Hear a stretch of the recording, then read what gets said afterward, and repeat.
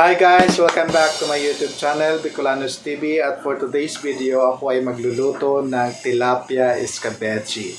Ayan, sa mga mahihilig dyan sa isda, ito ay yung kakaibang twist kung paano mas lalong pasarapin at gawing mas masarap at malinamnam ang inyong paboritong isda. At before that ay gusto ko lang magpasalamat sa lahat ng mga nag-subscribe at nanonood sa aking YouTube channel. Maraming salamat sa inyong lahat. Kaya ako ay lubos na natutuwa kasi kahit papaano, kahit hindi tayo kilalang tao at simpleng luto lang, mga lutong bahay lang na kung saan pwede nyo kapupulutan ng idea kung paano magluto ng ganyan, ng ganito, at kung paano ano magiging putahe ko at ihain ko sa aking pamilya. Simpleng recipe lang at abot kaya ang budget. So ngayon ay magluluto na tayo, okay?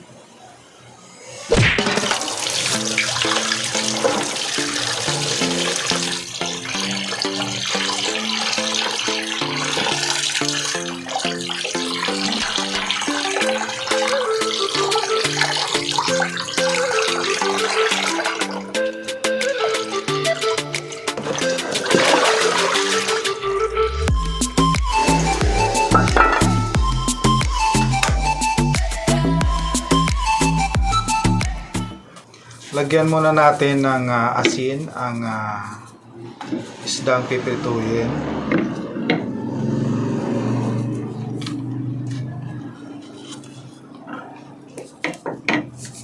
Yan.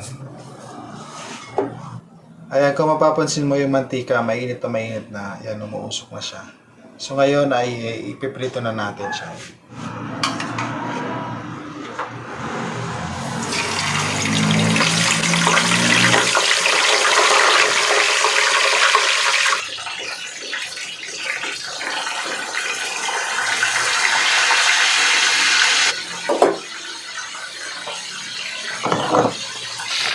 Ang sekreto sa pagprito ng isda para hindi dumikit ang isda sa kawali, kailangan ang kawali at yung mantika ay mainit na para pagkalagay mo ng isda doon sa kawali ay toast agad siya. Hindi na siya para mag-stick pa doon sa kawali o dumikit pa doon sa kawali. Yan ang sekreto. Okay? Okay. Mapapansin mo yan, hindi siya dinikit ng binalik sa chicken. Ayan, fully firm yung isda na prinito. Yan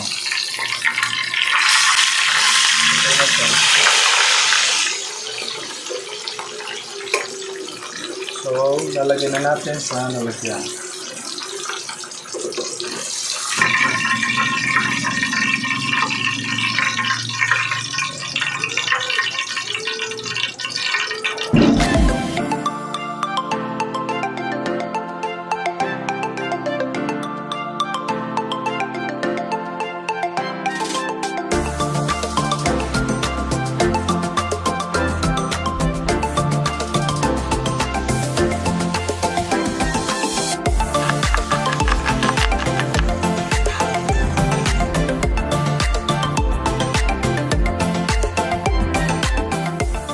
Para sa pagluto ng tilapia escabeche, ito yung mga gagamitin natin.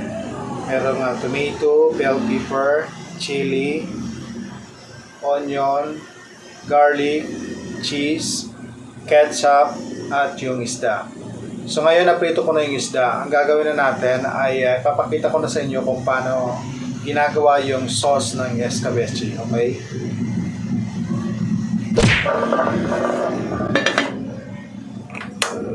Pag mainit yung kawali, para sa paggisa ng sauce, lalagyan na tayo ng mantika. Tapos, kapag mainit na yan, igisa na tayo ng bawang,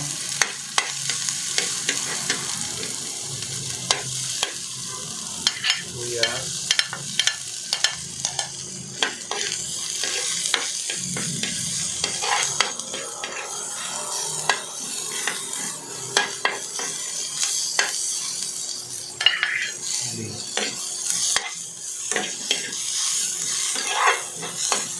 Tapos lagay tayo ng tubig.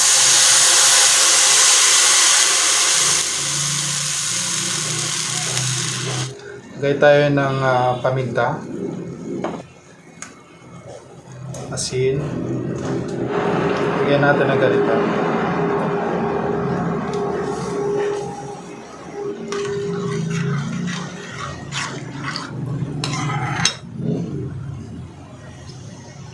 Yung dami ng sauce ay depende na rin sa inyo kung gusto niyo mas maraming sauce.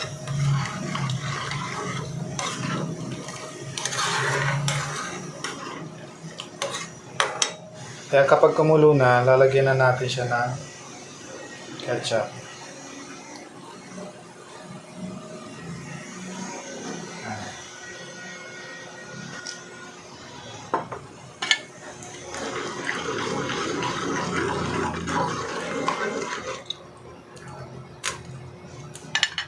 Yan, para sa pampalapot ng sauce, pwede kayong gumamit ng cornstarch.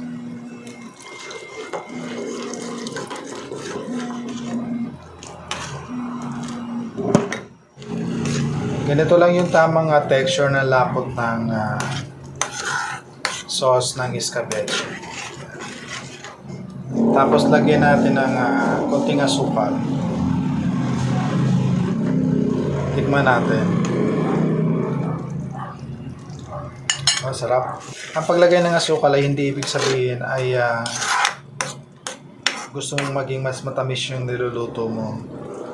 Ano kasi ang asukal? Balancer. Pwede siyang mag-balance ng alat o yung lasa ng mga ingredients mo kapag nilalagyan ng asukal. Yan, lagay na tayo ng cheese. Ang cheese naman ay para maging creaminess o maging mas malinamnam yung yan, konting cheese lang kasi konti lang naman yung tilapia ko. Yan, matutunaw yung cheese. Yan.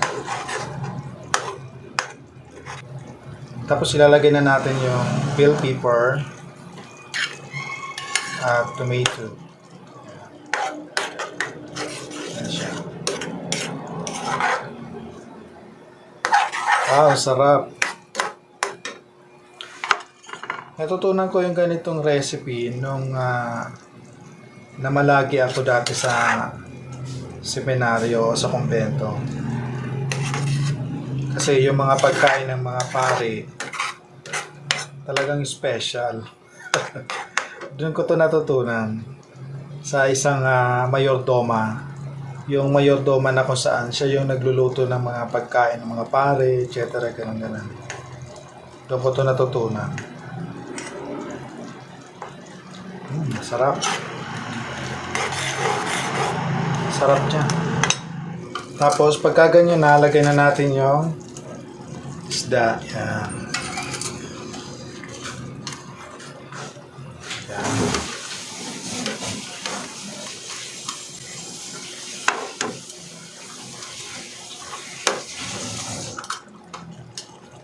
Yan, di ba? Papa-absorb lang natin ng konti yung sauce sa isda para mas masarap.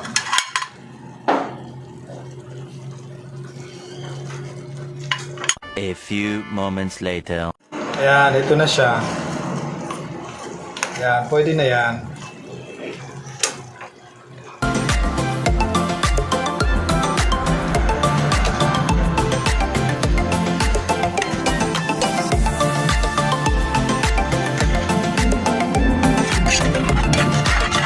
What follows is a brief construction montage.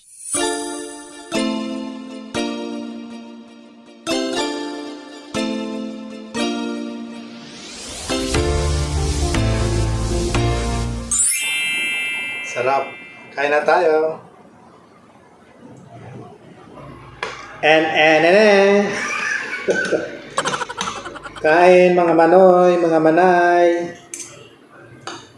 Tikman na natin itong tilapia escabeche. Yan. Mga mami, sa mga anak nyo na mahirap pakainin ng isda. Yan ito. Perfect to para doon sa mga anak nyo hindi kumakain ng isda. Kasi colorful, magugustuhan ng mga bata yon. Sarap. Noong nag-umpisa ko ng vlogging, ngayon ko lang napagtanto, nasabi ko, parang napapasama ata ang vlogging content sa akin. Kasi more on cooking, tapos kakain na naman. Mas mapapadami ang kain ko, kaya mas lalo akong tumataba. Kasi yung mga kakaibang kusin na nakasanayan ko noon, na hinahanap-hanap ko, ngayon ko naman siya niluluto, na kung saan, mas napapadami ang kain ko, kaya ay grabe.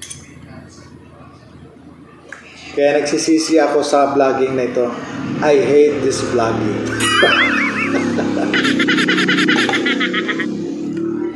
Sarap niya.